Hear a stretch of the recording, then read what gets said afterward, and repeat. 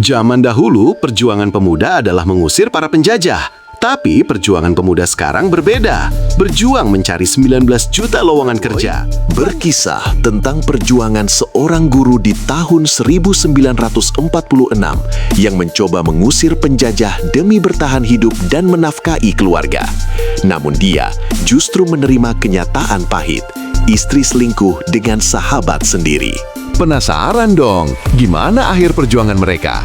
Oke lah, tanpa kebanyakan spoiler di awal, tendang dulu tombol subrek kalian dan selamat menonton.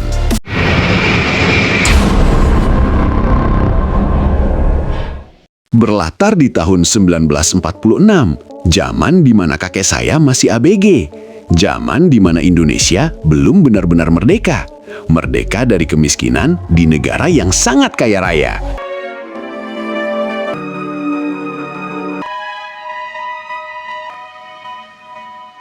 Kisah dimulai dengan penampakan seorang guru tampan bernama Isa yang mencoba mencuri sebuah garpu demi membobol sebuah lemari, lalu mencuri sebuah buku, dan beliau membawa senapan entah untuk apa.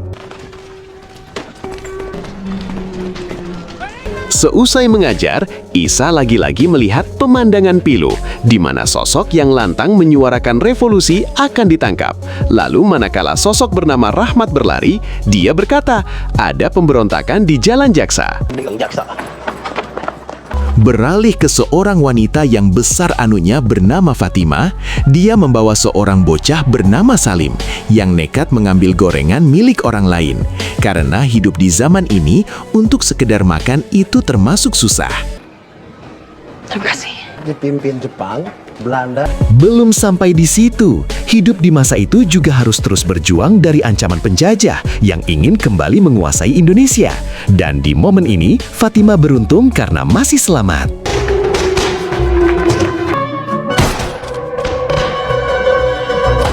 Kembali ke sosok Isa, yang selain seorang guru, beliau juga pejuang kemerdekaan. Dibuktikan kepeduliannya terhadap sesama. Termasuk ketika toko beras Tionghoa ini diserang penjajah, Isa juga ikut membela.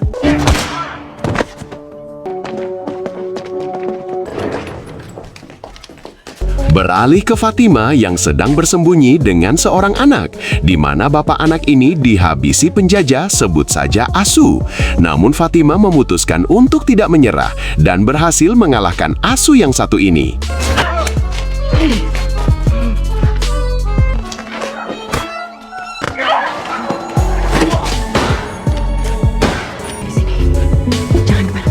Scene beralih, di mana setelah pertunjukan seruling dari Isa di hadapan penjajah, Isa dan Hazil bertemu Fatima. Entah apa hubungan mereka bertiga di film ini. Simak sampai habis.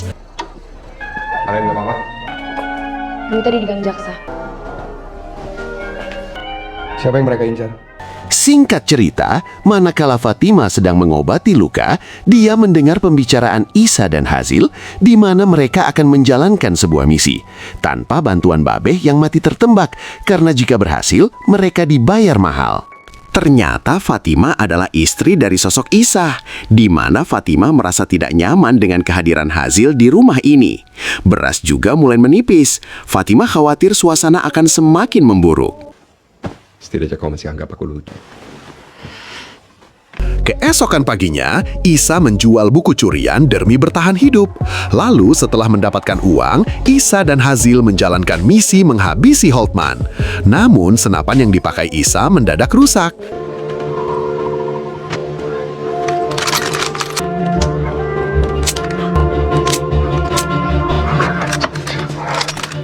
Malam harinya, mereka sedang bagi hasil upah menjalankan misi.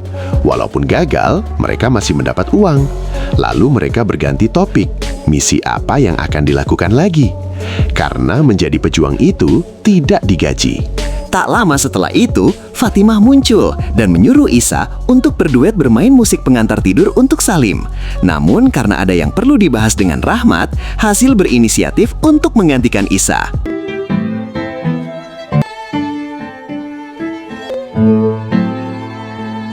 Isa yang khawatir dengan apa yang dilakukan Hasil melihat mereka bermain musik dengan serasi.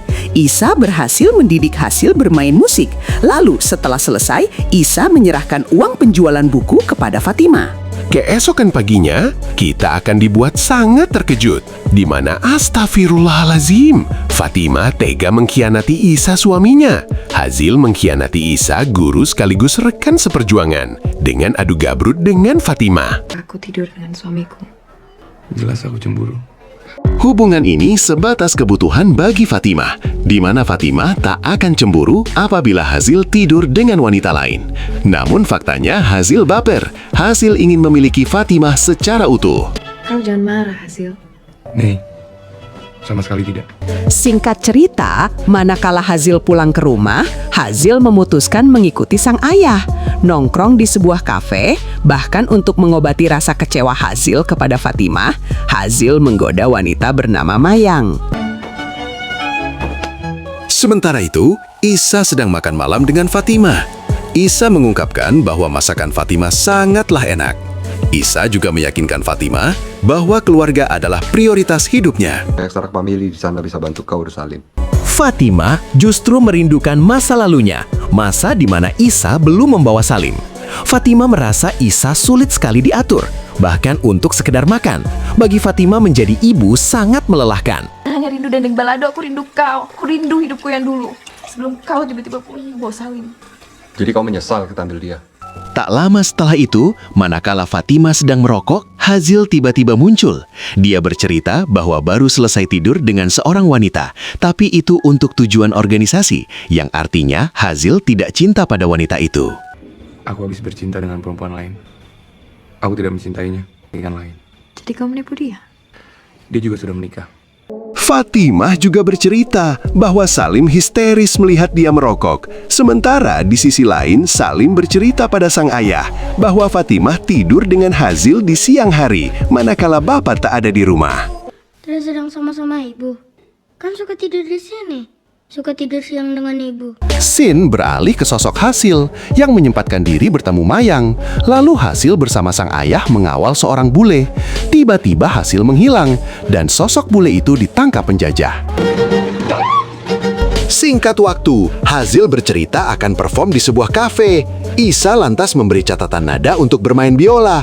Entah misi apa yang mereka rencanakan. Yang jelas simak sampai habis. Besok kita ada kerjaan bersama. Malam harinya, mereka kembali berkumpul. Namun, Hazil mencium aroma yang sangat busuk. Lalu satu di antaranya mengatakan bahwa itu bangkai mayat musuh. Lehernya karena dicurigai seorang mata-mata.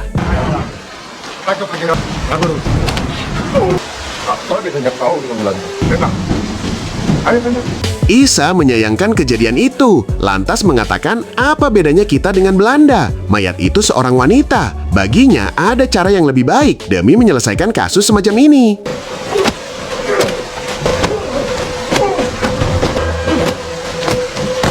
Setelah prepare membawa senjata, Isa ingin 3 orang itu keluar dari organisasi.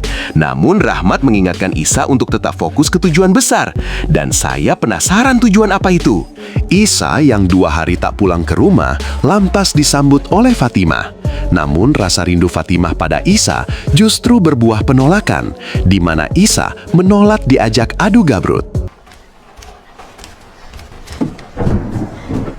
Fatimah menangis di depan sebuah piano. Lalu Isa muncul memeluk Fatimah. Lantas Isa berkata bahwa besok akan perform bersama Hazil, bermain sebuah biola di sebuah kafe demi tujuan akhir yaitu kesuksesan misi organisasi. Di sisi lain, Hazil sedang pacaran dengan si Mayang, bahkan sampai ke dalam ranjang. Lalu keesokan harinya, Hazil dan Isa perform disaksikan Mayang, bahkan pekerja kafe. Dan beruntung perform itu berjalan lancar. Mulai vanavond te werken. Aku akan mengundurkan diri. Dan malam harinya, mereka kembali perform. Tidak hanya di depan Mayang, tapi di depan semua pengunjung kafe. Scene beralih di mana mereka bertiga yang kembali mumpul dan mendapat info bahwa Holtman telah kembali. Walaupun minim persiapan, Hasil mencoba meyakinkan Isa untuk sekali lagi mencoba misi, menghabisi Holtman. ini pasti berhasil. Tidak ada exit strategi yang masuk akal. Malu anaknya jadi pahlawan revolusi. Isa tentu ragu. Sekalipun misi ini sukses, cara mereka keluar dari tempat itu dirasa mustahil karena penjagaan di sana semakin ketat. Namun, Hazil tidak masalah jikalau mati dalam misi untuk menjadi pahlawan. Singkat waktu, Isa ingin Fatima dan Sarif mengungsi ke Bukit Tinggi. Tak lupa, Isa juga memberi nafkah untuk bertahan hidup di sana. Isa ingin Fatima menjaga Sarif sementara dia akan kembali fokus untuk menjadi pahlawan. Lalu siapa? Kenapa kau udah ikut kami? Sudah selesai. Nggak bisa, terlalu berbahaya. Aku juga nggak takut mati. Isa lantas memberi cangklong milik Hazil. Itu bukti perselingkuhan mereka. Fatima bahkan diam sejenak, lantas keluar kata maaf dari mulut Fatima. Namun respon Isa justru tenang, sambil mencium kening Fatima.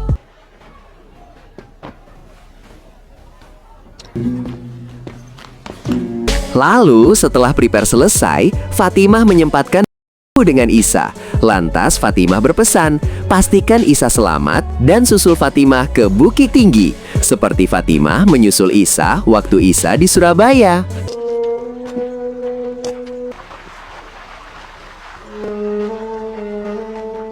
Dalam perjalanan, Sarip melambaikan tangan ke arah Om Hazil. Namun Fatima menolak untuk berhenti, walaupun sekedar berjabat tangan untuk berpamitan. Dan tentu itu membuat Hazil kecewa. Beralih ke kedatangan sosok Holtman yang disambut Mayang, lalu Hazil justru nyeletuk belum berpamitan. Namun Isa justru menyindir, pamitan ke siapa? Ke sosok Mayang atau Fatima istrinya? Kau sudah kuanggap seperti adikku sendiri. Isa melanjutkan bahwa dia tidak butuh penjelasan. Persahabatan kita berakhir sampai di sini. Berakhir karena perselingkuhan. Dan ada kemungkinan nyawa mereka juga akan berakhir malam ini.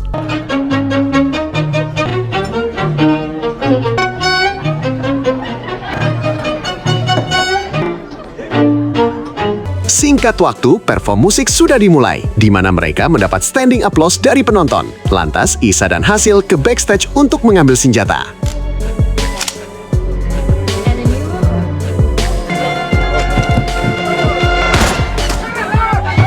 Isa yang sudah bersiap sukses menembak tepat di endas Holtman. Hazil mencoba membantu melumpuhkan penjaga. Isa mencoba kabur dengan memunculkan kebulan asap. Mampukah Isa kabur dengan selamat? Lanjut!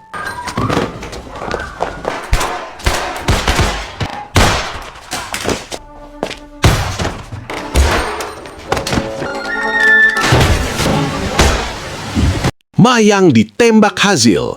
Namun, sial bagi ayah Hazil yang terkena tembakan. Hazil juga terkena dan tidak berdaya.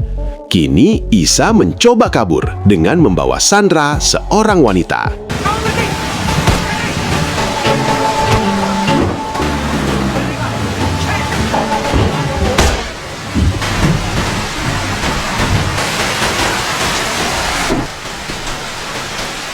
Kini Isa justru terkena sial, di mana Rahmat juga terkena tembakan.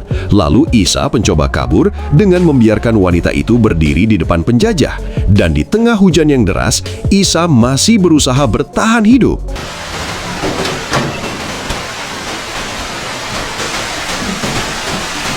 Tanpa Isa sadari, salah satu jenderal penjajah melihat Isa masuk ke sebuah ruangan. Bahkan Isa membuat api unggun sambil menghitung upah misi. Dan boom, Isa beruntung bisa lolos dari tembakan.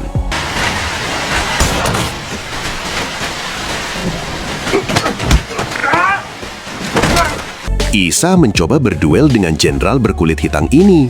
Duel semakin seru, di mana jenderal penjajah cuma bekerja, sementara Isa berjuang menafkahi keluarga dengan memusnahkan penjajah.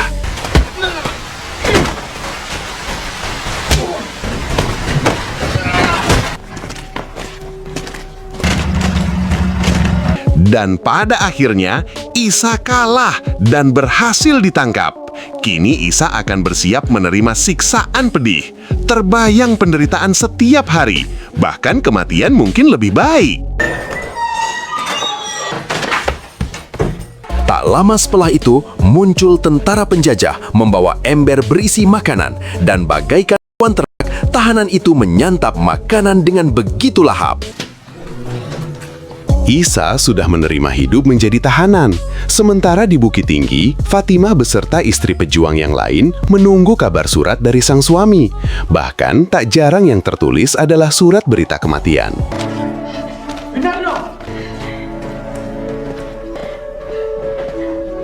Sekarang Fatimah yang menerima surat. Dia membaca sambil menangis, sementara Isa sedang memakai penutup mata dan sedang dibawa pergi entah kemana. Sesampainya di lokasi tujuan, penutup mata itu dibuka. Para tentara melakukan ancang-ancang untuk menembak. Isa dengan tegar bersiap menghadapi kematian. Dan film berakhir sampai di sini. Gimana alur cerita film ini guys? Menarik sekali bukan? Isa sejatinya seorang pejuang yang menafkahi keluarga dengan membasmi penjajah. Namun sang istri ingin hidup tenang dengan menghindari perang sebisa mungkin. Kenyataan pahit harus Isa terima. Poten yang dia derita menjadi akar masalah penyebab sang istri selingkuh dengan sahabat sendiri. Dan misi mengusir penjajah mengantar dia ke alam baka. Alhasil sang istri sekarang fokus menjanda. Pesan yang bisa diambil dari film ini adalah carilah pasangan yang satu visi misi. Sakit segera diobati. Selingkuh bukan solusi. Ganti pasangan juga bukan solusi. Karena pasti memunculkan masalah yang baru. Saya Awan dan jajaran editor yang bertugas pamit undur diri. Terima kasih telah menonton dan sampai jumpa lagi di alur cerita film menarik berikutnya guys.